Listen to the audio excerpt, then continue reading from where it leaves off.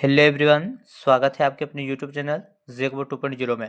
आज हम लोग इस वीडियो के माध्यम से देखेंगे प्यारे बच्चों, जो क्लास 12th का एग्जाम होने वाला है जियोग्राफी का, उसके अंतर्गत हम लोग देखेंगे जो आप लोगों का 24 फरवरी का जो क्वेश्चन होगा आएगा फाइनल एग्जाम में, उसी के अंतर्गत हम लोग वीवीआई क्वेश्चन को देख रहे थे। तो हिस्ट्री और पॉलिटिकल का वीडियो अपलोड हो चुका है। आज हम लोग इस वीडियो के माध्यम से ज्योग्राफी का वीडियो देखेंगे। इसके पहले भी ज्योग्राफी का मॉडल सेट अपलोड हो चुका है, अगर आप लोग उसे नहीं देखें तो उसे जाकर देख लीजिए। साथ ही बता दें प्यारे बच्चों, इसी तरह सभी सब्जेक्ट का सोशोलॉजी, होम साइंस, ये सभी सब्जेक्ट का हिंदी, इंग्लिश सभी का वीवीआई एमसीक्यू क्वेश्चन आएगा, जो आप लोगों के एग्जाम के लिए काफ़ी बेहद होगा। साथ ही आपको बता दें प्यारे बच्चों, पहले हम लोग ऑब्जेक्टिव क्वेश्चन को ले आएंगे, फिर सब्जेक्टिव क्वेश्चन को करवाएंगे, और हम लोग उसी क्वेश्चन को करवाते हैं जो आपके एग्जाम में देखने को मिलता है। जैसे कि प्रोजेक्ट रेल के अंतर्गत जो हम लोग क्वेश्चन करवाते हैं, वही क्वेश्चन आप लोगों का ओरिजिनल क्वेश्चन एग्जाम में देखने को मिलता है। तो चलिए बच्चों, देर ना करते हम लोग क्वेश्चन की ओर बढ़ते हैं। क्वेश्चन की ओर बढ़ते हुए आपको बता दें प्यारे बच्चों, अगर अभी भी आप लोग इस चैनल में नए हैं तो चैनल को सब्सक्राइब कर लीजिएगा तथा ज़्यादा से ज़्यादा अपने मित्रों को शेयर कीजिएगा, ताकि आने वाले वीडियो सबसे पहले आपको मिल सके। चलिए देर ना करते हम लोग क्वेश्चन की ओर बढ़ते हैं। तो देखिए प्यारे बच्चों, इसमें पहला क्वेश्चन क्या है, मानव भूगोल मानव समाजों और धरातल के बीच संबंधों का संश्लेषित अध्ययन है। यह परिभाषा किसके द्वारा दिया गया है? तो आप लोग को परिभाषा याद रखना, मानव भूगोल मानव समाजों और धरातल के बीच संबंधों का संश्लेषित अध्ययन करता है। ये बात किसने बोला था? तो इसका जो राइट आंसर हो जाएगा बच्चों, रेटजेल हो जाएगा। चलिए नेक्स्ट हम लोग बात करते हैं बच्चों, क्वेश्चन नंबर 2। क्वेश्चन नंबर 2 में देखिए क्या है। तो क्वेश्चन नंबर 2 में पूछा गया नव निश्चयवाद की संकल्पना किनके द्वारा प्रस्तुत की गई है? तो इसका जो राइट आंसर हो जाएगा बच्चों, ग्रिफ्थ टेलर हो जाएगा। बी इज राइट आंसर, खब। चलिए नेक्स्ट हम लोग बात करते हैं क्वेश्चन नंबर 3। क्वेश्चन नंबर 3 में देखिए प्यारे दोस्तों क्या है, जनसंख्या की दृष्टि से विश्व का दूसरा सबसे बड़ा देश कौन है? तो हम लोग जानते हैं कि जनसंख्या की दृष्टि से चीन सबसे आगे था, लेकिन वर्तमान स्वरूप में भारत सबसे आगे निकल चुका है, और इस प्रकार से चीन जो है सो दूसरे स्थान पर कदम रखता है। तो चलिए बच्चों, हम लोग देखते हैं आगे क्वेश्चन। आगे क्वेश्चन नंबर 4 में क्या है। क्वेश्चन नंबर 4 में है प्यारे बच्चों, किस विद्वान ने अपने सिद्धांत 1778 में दिया था? ये सिद्धांत कहा था कि लोगों की संख्या खाद्य आपूर्ति की अपेक्षा अधिक तेजी से बढ़ रहा है। दैट मीन्स कहने का मतलब क्या है, लोगों की संख्या खाद्य आपूर्ति जितना तेजी से नहीं बढ़ रहा है, उससे ज्यादा तेजी से उसकी जनसंख्या को बढ़ रहा है। तो ये बात किसने बोला था? तो इसका जो राइट आंसर हो जाएगा बच्चों, थॉमस माल्थस ने हो जाएगा। चलिए बच्चों नेक्स्ट हम लोग बात करते हैं क्वेश्चन नंबर 5। क्वेश्चन नंबर 5 में देखिए प्यारे बच्चों क्या है, निम्नलिखित में से कौन सा एक विरल जनसंख्या वाला क्षेत्र है? विरल, एक विरल जनसंख्या वाला क्षेत्र होता है, सघन होता है। सघन जहाँ पे क्या होता है, मान लीजिए दोनों का क्षेत्रफल अगर सेम है, यहाँ पे इसमें कम स्थान में, अगर जिस स्थान में कम क्षेत्रफल में अधिक जनसंख्या रह रहा है तो उसको हम लोग बोलेंगे सघन। अरे ऐसे देखिए, यहाँ इतना बड़ा ही क्षेत्रफल है लेकिन इसमें विरल जनसंख्या, विरल कहने का मतलब जहाँ बहुत कम जनसंख्या देखने को मिलता है।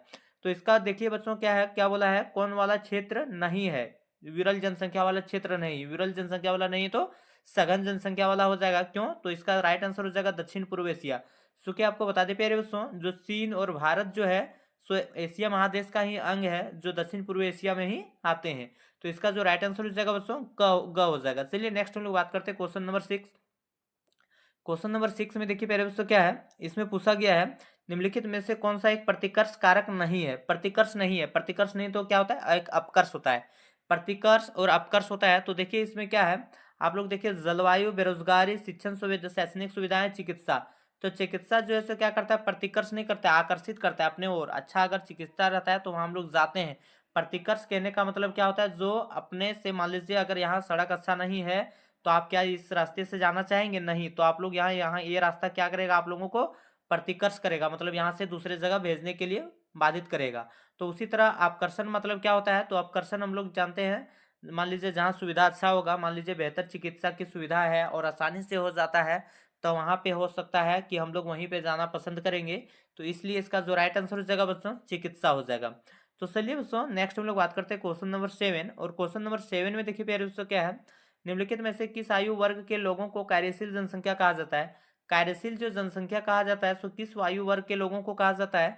तो इसका जो राइट आंसर हो जाएगा 15 से 59 वर्ष आयु के वर्ग को जो है सो हम लोग क्या बोलते हैं, कार्यशील जनसंख्या के नाम से जाना जाता है। चलिए दोस्तों आगे हम लोग बात करते हैं क्वेश्चन नंबर 8। क्वेश्चन नंबर 8 में देखिए प्यारे दोस्तों क्या है, तो क्वेश्चन नंबर 8 में भारत में साक्षरता दर निर्धारित हेतु कितने वर्ष से अधिक आयु वाले वर्गों को शामिल किया जाता है? तो साक्षरता दर है, लिटरेसी है या नहीं है, ये हम लोग 7 वर्ष से अधिक आयु वाला को देखते हैं। 7 साल से अगर कम बच्चा है अगर वो नहीं भी पढ़ा लिखा है तो उसका गिनती जो है सो साक्षरता वाला में नहीं आएगा। 7 साल से अधिक कितने लोग पढ़े लिखे हैं उसी के अंतर्गत जो है सो साक्षरता का काउंट की जाती है। तो चलिए बच्चों नेक्स्ट हम लोग बात करते हैं क्वेश्चन नंबर 9। क्वेश्चन नंबर 9 में देखिए क्या है, निम्नलिखित में से किस देश का लिंगानुपात विश्व में सर्वाधिक है। तो विश्व में सबसे अधिक लिंगानुपात वाला देश जो है बच्चों लेटविया है, आप लोगों को पता होगा। तो चलिए नेक्स्ट हम लोग बात करते हैं क्वेश्चन नंबर 10। क्वेश्चन नंबर 10 करने से पहले आपको बता दें प्यारे बच्चों, इसी तरह करके सभी सब्जेक्ट का वीवीआई क्वेश्चन का वीडियो आएगा। अगर आप लोग उसको देखना चाहते हैं, आपकी दृष्टि से अगर अच्छी हो सकती है, पहले ऑब्जेक्टिव क्वेश्चन को लाएंगे फिर सब्जेक्टिव क्वेश्चन को, जो आपके एग्जाम में डायरेक्ट आपके एग्जाम में ही क्वेश्चन देखने को मिलेगा। साथ ही हम लोग लास्ट में 2-3 दिन पहले हम लोग वायरल क्वेश्चन करके लाएंगे ओरिजिनल क्वेश्चन, वहां से आप लोगों को काफी फायदा देखने को मिलेगा। साथ ही अगर बता दें प्यारे बच्चों, इसलिए आप लोग टेलीग्राम और व्हाट्सअप का लिंक डिस्क्रिप्शन में दिया रहेगा, वहां से आप लोग जाके ज्वाइन कर लीजिएगा। इससे क्या होगा, आने वाला जो वीडियो है सबसे पहले आपको मिल सकेगा। साथ ही समय समय पर जो आप लोगों को पीडीएफ वगैरह प्रोवाइड करवाते हैं वहीं से आप लोगों को प्रोवाइड की जाएगी। चलिए दोस्तों आगे हम लोग देखते हैं क्वेश्चन नंबर 10। क्वेश्चन नंबर 10 में देखिए प्यारे दोस्तों क्या है, मानव विकास की अवधारणा किस अर्थशास्त्री द्वारा प्रस्तुत की गई थी। तो मानव विकास की जो अवधारणा दिया था ये किसने दिया था, तो इसका जो राइट आंसर हो जाएगा बच्चों डॉक्टर महबूब उल हक ने दिया था। चलिए प्यारे बच्चों आगे हम लोग देखते हैं क्वेश्चन नंबर 11। क्वेश्चन नंबर 11 में देखिए प्यारे बच्चों क्या है, 1990 ईस्वी से कौन सा संगठन मानव विकास प्रतिवेदन प्रकाशित कर रहा है। तो इसका जो राइट आंसर हो जाएगा बच्चों संयुक्त राष्ट्र विकास कार्यक्रम हो जाएगा, ग इज राइट आंसर।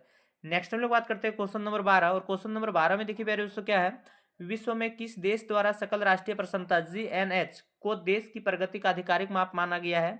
तो इसका जो राइट आंसर हो जाएगा बच्चों भूटान हो जाएगा। तो आप लोग याद रखिएगा। वैसे भी बहुत ज्यादा इंपॉर्टेंट ये क्वेश्चन है नहीं, लेकिन फिर भी आप लोग डाले हैं, एक बार पूछा भी गया था 2019 में। तो चलिए आगे हम लोग देखते हैं क्वेश्चन। आगे क्वेश्चन क्या है, मानव विकास प्रतिवेदन 2020 के अनुसार भारत का स्थान केवं है। तो 2020 ये थोड़ा सा ओल्ड हो जाता है, 2024 के अनुसार अगर आप लोगों से पूछा जाता है तो इसका 32 हो जाएगा, लेकिन 134 हो जाएगा, लेकिन यहाँ पे क्या हो जाएगा तो इसके अनुसार से 133 हो जाएगा। तो चलिए बच्चों आगे हम लोग देखते हैं क्वेश्चन। क्वेश्चन नंबर 14 में देखिए प्यारे बच्चों क्या है, तो क्वेश्चन नंबर 14 में इनमें से कौन प्राथमिक क्रिया के अंतर्गत आता है। देखिए आप लोग को पता होगा कि क्रिया 3 प्रकार की होती है, प्राथमिक क्रिया, द्वितीय क्रिया और तृतीय क्रिया। प्राथमिक क्रिया में कृषि से संबंधित जो क्षेत्र आते हैं उसको हम लोग प्राथमिक क्रिया के अंतर्गत रखते हैं।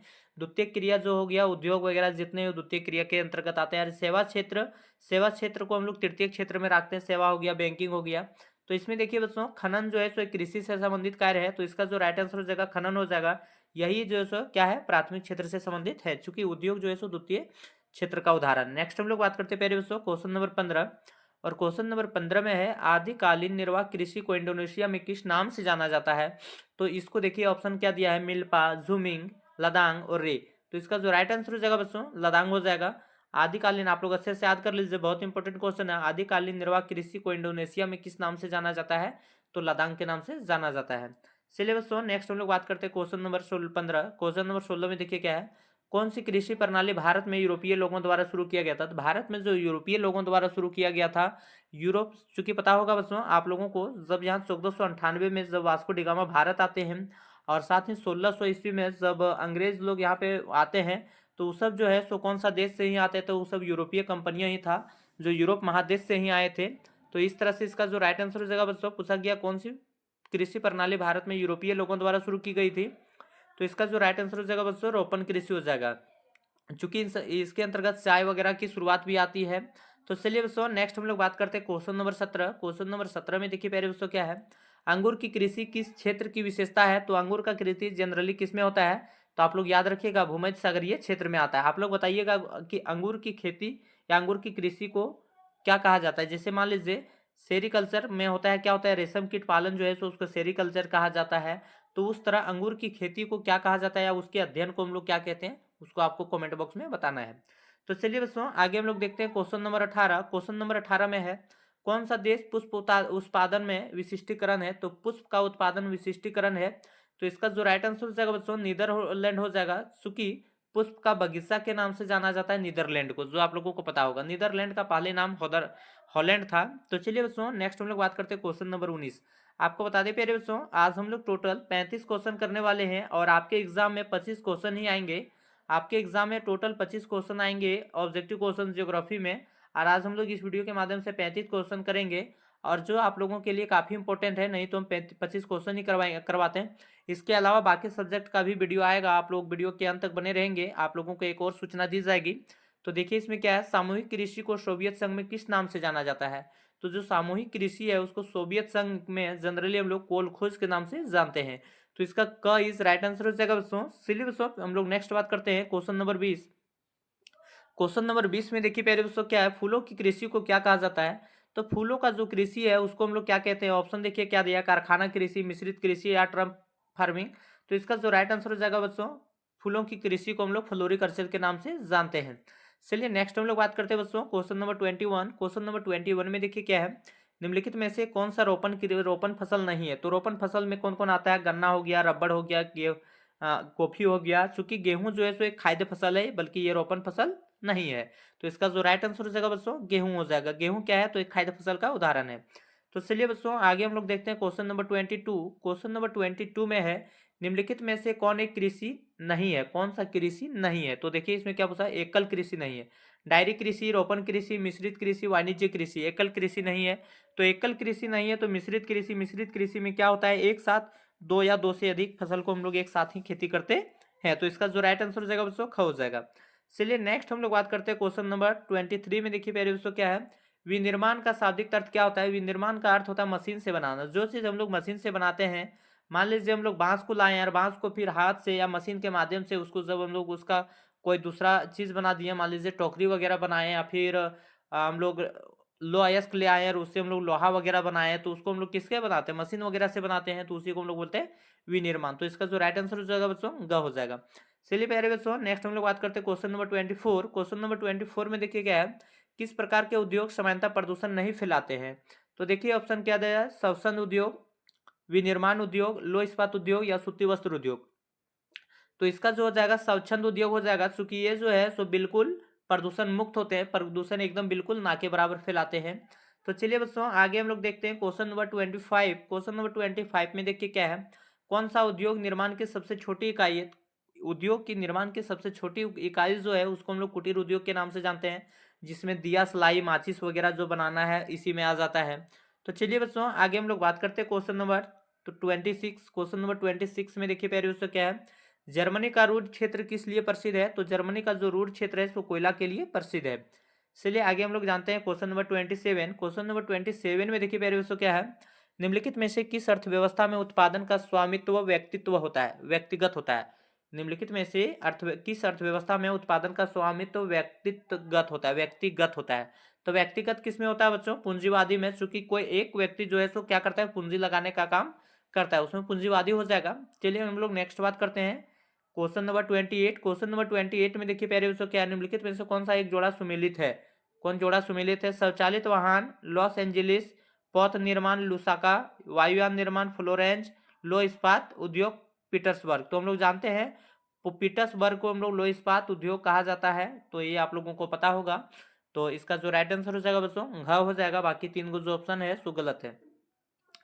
चलिए बच्चों क्वेश्चन नंबर हम लोग 29 देखते हैं। क्वेश्चन नंबर 29 में देखिए क्या है, निम्नलिखित में से कौन सा उद्योग अन्य उद्योगों के लिए कच्चा माल उत्पादन करता है? तो अन्य उद्योगों के लिए जो कच्चा माल उद्योग करता है उसको हम लोग बोलते हैं आधारभूत उद्योग के नाम से हम लोग जानते हैं। तो चलिए नेक्स्ट हम लोग बात करते हैं क्वेश्चन नंबर 30। क्वेश्चन नंबर 30 में देखिए प्यारे बच्चों क्या है, तो क्वेश्चन नंबर 30 में देखिए क्या है, किस उद्योग को आधारभूत उद्योग भी कहा जाता है? तो आधारभूत उद्योग जो है सो किसको कहा जाता है? तो लो इस्पात उद्योग जो है सो हम लोग आधारभूत उद्योग के नाम से जानते हैं। चलिए नेक्स्ट हम लोग बात करते हैं क्वेश्चन नंबर 31। क्वेश्चन नंबर 31 करने से पहले बता दें प्यारे बच्चों, अगर अभी भी आप लोग इस चैनल में नए हैं तो चैनल को सब्सक्राइब कर लीजिएगा तथा ज़्यादा से ज़्यादा अपने मित्रों को शेयर कीजिएगा, क्योंकि इस चैनल के माध्यम से वीकली टेस्ट का जो ओरिजिनल क्वेश्चन आता है आप लोगों को इस चैनल के माध्यम से प्रोवाइड करवाया जाएगा। साथ ही जो VVI क्वेश्चन आता है वो आप लोगों को इसी चैनल के माध्यम से देखने को मिलेगा, और हम लोग उसी क्वेश्चन को करवाते हैं जो डायरेक्ट आपके एग्जाम में देखने को मिलता है, जैसे अगला बार में आप लोगों को देखने को मिला था। साथ ही आपको बता दें प्यारे बच्चों, तो चलिए बच्चों आगे हम लोग देखते हैं आगे क्या है। Question number 31। क्वेश्चन नंबर 31 में है प्यारे बच्चों, किस क्षेत्र को जंग का कटोरा कहा जाता है? तो जंग का कटोरा के नाम से किसे जाना जाता है? रूर प्रदेश जो कि जर्मनी में है, आप लोगों को पता होगा।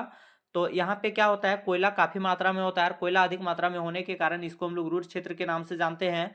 या फिर हम लोग बोल सकते हैं रूर उस जगह का ही नाम है। तो वहाँ बहुत अधिक मात्रा में कोयला उत्पादन होने के कारण उसको हम लोग जंग का कटोरा के नाम से भी जाना जाता है या जानते हैं। तो चलिए दोस्तों नेक्स्ट हम लोग बात करते हैं क्वेश्चन नंबर 32। क्वेश्चन नंबर 32 में देखिए प्यारे दोस्तों क्या है, पंपास क्षेत्र का संबंध निम्नलिखित में से किस फसल से है। तो पंपास का जो है सो किससे संबंधित है, तो पंपास का जो अर्जेंटीना में है, पंपास जो घास मैदान है सो अर्जेंटीना में है। ये किससे संबंधित है, ये तो गेहूं के उत्पादन से संबंधित है। तो चलिए दोस्तों आगे हम लोग बात करते हैं क्वेश्चन नंबर 33। क्वेश्चन नंबर 33 में देखिए प्यारे दोस्तों क्या है, नगरीय क्षेत्र कहलाने के लिए कम से कम कितने प्रतिशत पुरुष श्रमिक और गैर कृषि कार्यों में संलग्न होते हैं। तो इसका जो राइट आंसर हो जाएगा बच्चों लगभग 75% ऐसा होना चाहिए, तब जाके नगरीय क्षेत्र कहलाएंगे। वहाँ क्या होता है, गैर कृषि कार्य में 75% लगा होना चाहिए। और भारत में लगभग आधी से अधिक आबादी, लगभग 57% आबादी आप लोगों को देखने को मिलेगा, 57 से 60% आबादी जो कृषि में ही लगे हुए हैं। इसलिए भारत जो है सो नगरीय क्षेत्र नहीं कहलाता है, ग्रामीण क्षेत्र के अंतर्गत आता है। तो चलिए बच्चों आगे हम लोग देखते हैं क्वेश्चन नंबर 34। क्वेश्चन नंबर 34 में निम्नलिखित में से कौन सांस्कृतिक नगर का उदाहरण है। तो सांस्कृतिक नगर का उदाहरण कौन है, जेरूसलम, कैनबरा, मैनचेस्टर, न्यूयॉर्क। तो इसका जो राइट आंसर हो जाएगा जेरूसलम हो जाएगा। क्यों कहा जाता है, क्योंकि कई सारे धर्मों का जो है सो उद्भव वहीं से हुआ है, जेरूसलम से ही। इसलिए काफी जैसे आप लोगों को पता होगा कि बहुत सारा धर्म ऐसा है या बहुत सारा धार्मिक रीति रिवाज का भी प्रचलन वहीं से देखने को मिलता है, जेरूसलम से। और धार्मिक स्थिति होने के कारण उसी को हम लोग क्या बोलते हैं, सांस्कृतिक नगर के नाम से जाना जाता है। चलिए दोस्तों आगे हम लोग बात करते हैं क्वेश्चन नंबर 35। क्वेश्चन नंबर 35 में प्यारे दोस्तों, इथोपिया की राजधानी अदिस अबाबा, इथोपिया एक देश है जिसकी राजधानी अदिस अबाबा है, इसका अर्थ क्या होता है। तो इसका जो अर्थ होता है बच्चों नया पुष्प होता है। तो आशा है बच्चों आप लोगों को वीडियो अच्छा लगा होगा। अगर आप लोगों को वीडियो अच्छा लगा है तो लाइक कीजिए, शेयर कीजिए, सब्सक्राइब कीजिए।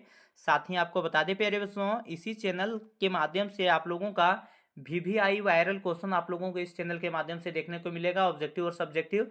और साथ ही जब आप लोग आइएगा वहां से तो आंसर की आप लोगों को इस चैनल के माध्यम से देखने को मिलेगा। इसलिए अभी भी आप लोग इस चैनल में नए हैं तो चैनल को सब्सक्राइब कर लीजिए और ज़्यादा से ज़्यादा अपने मित्रों को शेयर कीजिए। चलिए बच्चों मिलते हैं हम लोग नेक्स्ट सब्जेक्ट के वीडियो के साथ, तब तक के लिए बाय, धन्यवाद, जय हिंद, जय भारत।